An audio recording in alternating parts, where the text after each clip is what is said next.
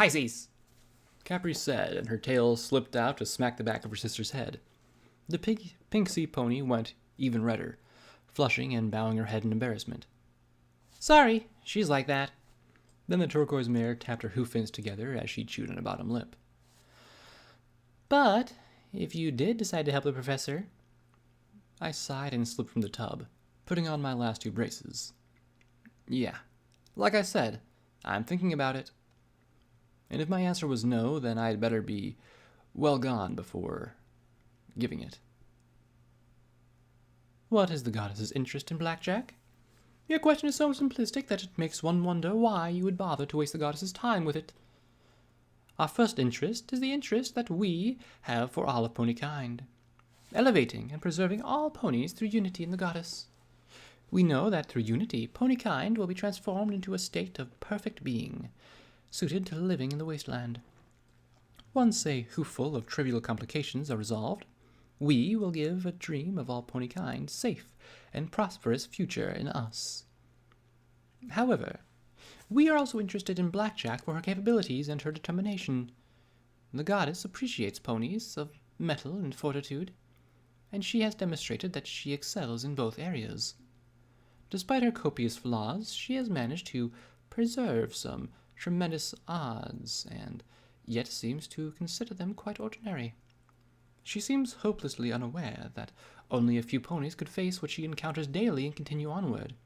Such traits are valuable. Thus the goddess's interest in her is the same as any pony's. How can we use her to achieve our goals? Is that not how all heroes are eventually exploited? Saying that it was raining in Hoofington was like saying Wild Pegasus would run out. It was inevitably the dreaded thing of every time. Triage was in the middle of the procedure. P21 was somewhere. Rampage wasn't speaking to me. Lacuna was meeting with the professor. That left me and Glory with nowhere to go, nothing to do, and no pony shooting at us. I'd found a window and was staring out at the gray world outside when she'd calmly did some maintenance on vigilance beside me, replacing the firing pin with one from a battered 10mm IF-21 Carmel. Where'd I pick up that gun? Red-Ass Goons? Scavenged it? Was it from the tunnels? I couldn't remember anymore. So many damn fights. So damn tired of fighting. And yet I couldn't stop. Who knew how long I had before I died? No, not even that. Pony died of cancer in '99. It was rare and horrible, watching them struggle for months, weeks, days. Bodies falling apart as they fought for one more day before either the disease killed them or they begged for the needle. Now that was me. Would I last months before the taint crippled me? Weeks before tumors devoured my organs? Days? Sanguine contacted me, Glory said softly, not looking up from her work. That psycho-shy brought a message while you were getting your things in the eatery, she said. Just inhaled.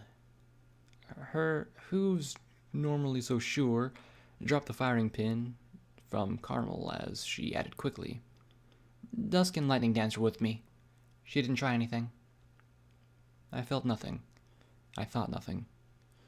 I was as gray as the world beyond. Huh, was all I could say. She told me to let you know that he could regrow my wing with Chimera.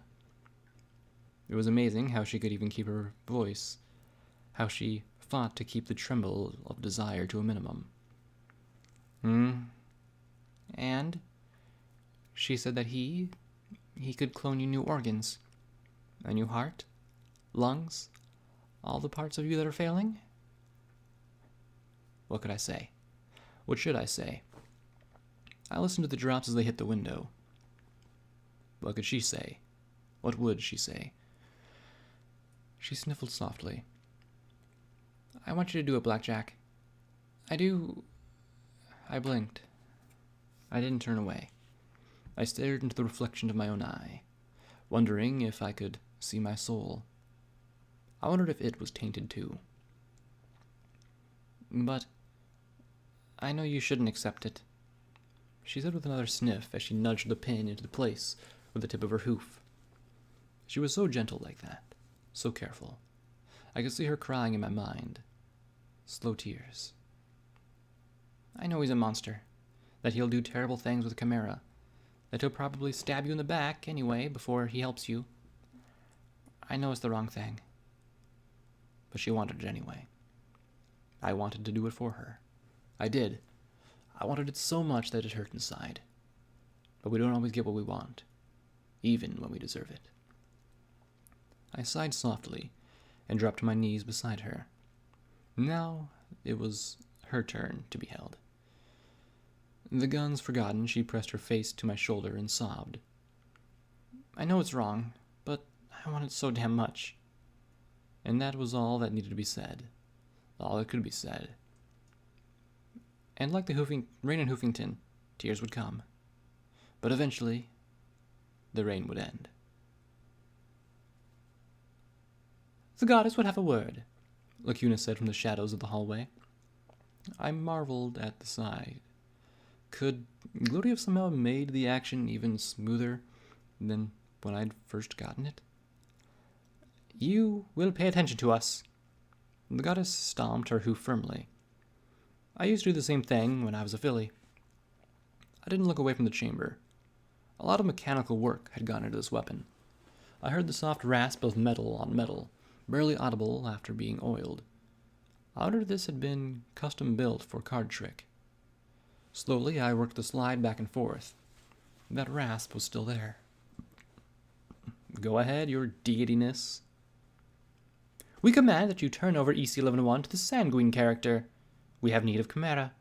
It would be key for the future of pony kind. I saw her scowl in Vigilant's direction. You will do as the goddess commands. No, I replied softly. There was a little bit of wear on the slide. Nothing serious. Goddess's Glory did nice work with what she had. The goddess stared at me with Lacuna's face. She'd gotten rid of the dress. She looked ordinary, mass-produced, not the alicorn who had saved me so many times. No? It's 2 letters, I replied as I slid the magazine home and loaded around into the chamber. Her eyes flared in rage. You gave your word. Yep. So it looks like I'm a liar, too, I said before looking at her. Project Chimera came before Twilight's Alicorn project, and you have Twilight's memories, or something, inside you. So what do you need it for? Impudent fool! The goddess needs not explain herself to any pony. We are the future of Equestria. We are your salvation. The goddess... She began, and that was it. Before she could get past that point, Vigilance was shoved into her mouth. She looked so stunned that I might have found it funny that she'd cut off her tirade even though she'd just been beaming it straight into my head. Let me make something clear. I do not like the word goddess. I can't even think of Celestia and Luna as goddesses anymore. I don't even think there are goddesses at this point. All I know are friends and enemies. Lacuna is my friend. The goddess isn't. My eyes narrowed. I hoped Lacuna would forgive me for this. So my suggestion would be you let Lacuna speak for you, goddess. Because right now I'm pissed off enough to ignore you out of spite. I wanted to find a certain ghoul and make a pink, smoking wallet out of him.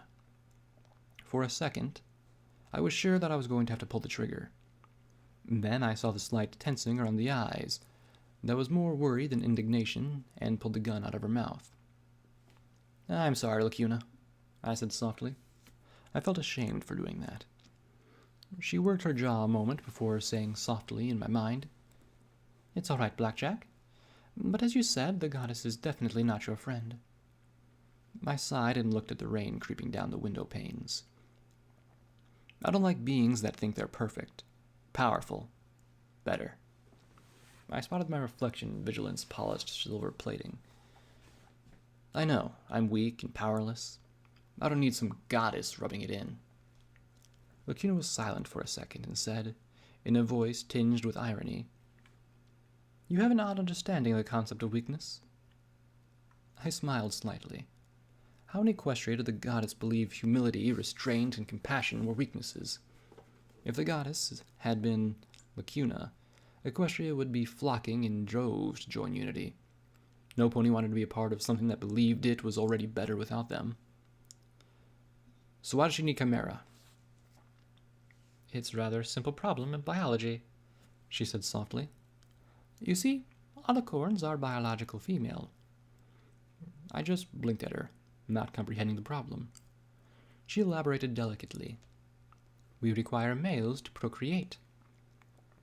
I blinked, furrowing my brow. "Well, I wouldn't ask P21 for the honors, and there is probably a lot of males out there who'd take you up on the offer." She shook her head slowly. "We are, unfortunately, incompatible with male ponies of any variant." Now I was frowning. "Wait a minute. If you can't breed with male ponies, then where the hell did Celestia and Luna come from?" I blurted. "That is a great mystery. Twilight theorized that alicorns may have been manifested from some primal magical energies, but Celestia and Luna never confirmed this. Since the fusion megaspell originated with Chimera, though, the goddess theorizes that perhaps it can be adapted to create a male of the species. To be honest, the goddess is expecting all of her energy on various possible means of solving this dilemma. She's under a great deal of strain." I sighed softly. "I won't give EC1101 to Sanguine. Not to save my life. Not to save your species. Not even to replace Glory's wing, damn me. But if I can find some way to help you as you need to be helped, I will." I looked up and gave her the best smile I can. "That's the most I can promise." She seemed to be listening for a moment. I heard the faintest of whispers as Lacuna bent over snatches of conversation. There was a mention of a book, of using little Pip to get it.